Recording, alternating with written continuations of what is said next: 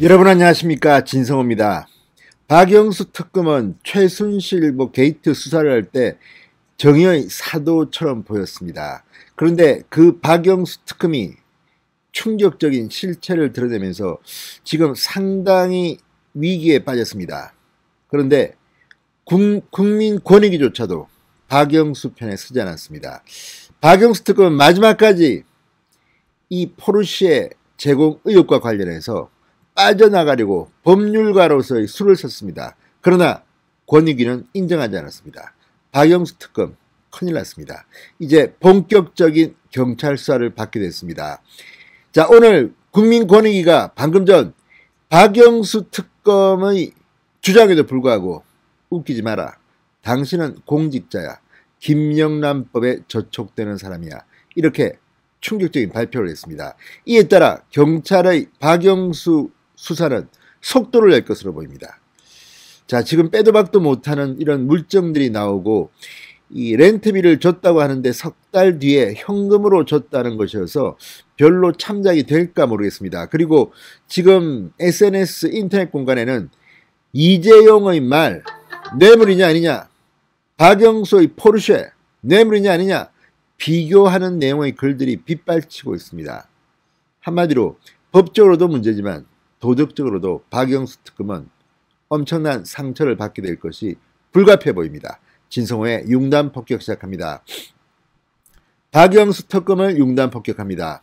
방송에 앞서 아직 진성호 방송의 구독자가 아니신 분들은 붉은색 구독 버튼 눌러주십시오.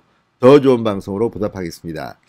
자, 국민권익위원회가 가짜 수산업자 김모 씨로부터 포르쉐 고급 수입차를 제공받은 박영수 전 특검에 대해서 공직자로 봐야 한다고 판단했습니다. 권익위가 박영수 전 특검을 김영란법, 청탁금지법 적용이 가능한 공직자로 규정함에 따라 이제 경찰의 수사는 속도를 낼 수 있게 됐습니다. 자, 경찰은 박영수를 입건해 본격 수사에 착수하기로 했습니다. 권익위는 방금 전 특별검사는 김영란법에 따른 공직자 등에 해당한다, 법 적용을 받는 대상이다, 이렇게 밝혔습니다.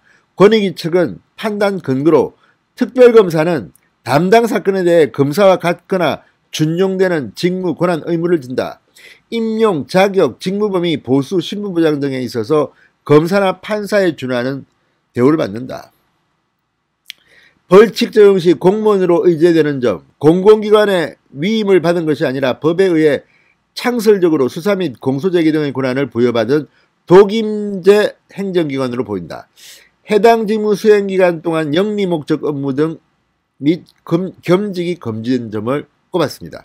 그러니까 특별검사는 오히려 더 공직자보다 심한 공직자 아닙니까? 그런데 박영수는 역시 법률가로서 빠져나갈 국리를 한 것 같습니다. 자, 앞서 서울경찰청 강력범죄수사대가 권익위에 박영수 전 특검이 청탁금지법상 공직자로 볼 수 있는지에 대한 유권 해석을 의뢰한 적이 있습니다. 권익위는 당초 특검이 공직자에 해당한다는 쪽으로 의견을 모으고 결과를 발표하려고 했습니다. 그런데 지난 13일 박 전 특검 측이 특검은 공직자가 아니라 공무수탁, 사인, 민간인 신문이다, 이런 내용의 의견서를 제출했습니다. 자, 담담하게 받아들이지 않고 박영수 특검 측은, 전 특검 측은 이렇게 본인은 민간인이다, 사인이다, 이런 주장의 의견서를 제출했다는 겁니다. 그래서 추가 검토에 들어가서 시간이 좀 더 걸린 것 같습니다.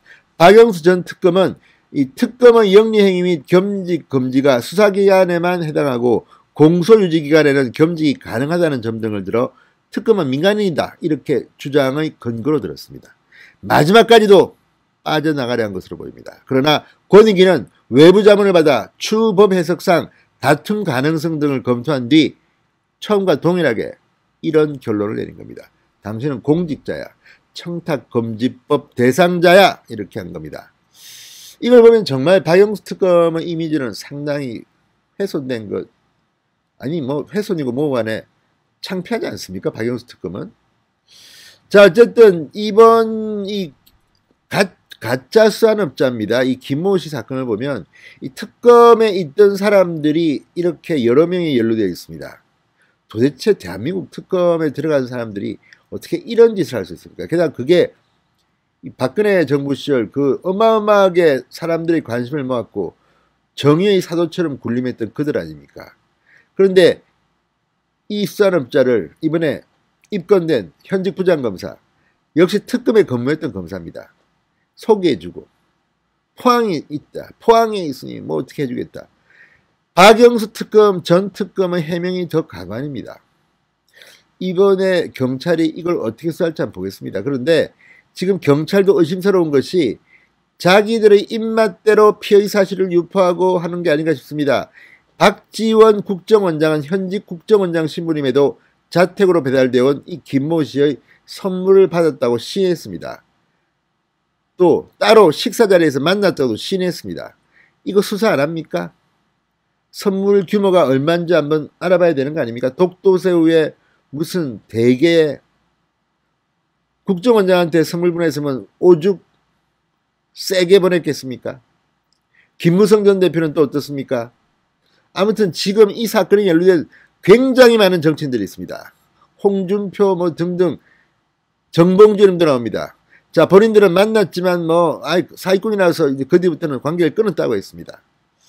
자, 굉장히 많은 사람들이 연루됐을 것으로 보입니다. 20명이 넘는다고 합니다. 선물 받은 사람들이.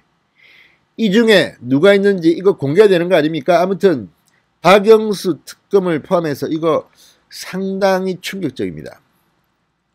자, 권익위가 특검을 공직자로 판단함에 따라 경찰은 박영수를 입건하고 관련 수사에 속도를 낼 전망입니다. 경찰은 박영수 전 특검이 지난해 12월 김 씨에게 포르쉐 파나메라 4 차량을 제공받은 것은 청탁금지법 위반이라고 판단하고 있다고 합니다.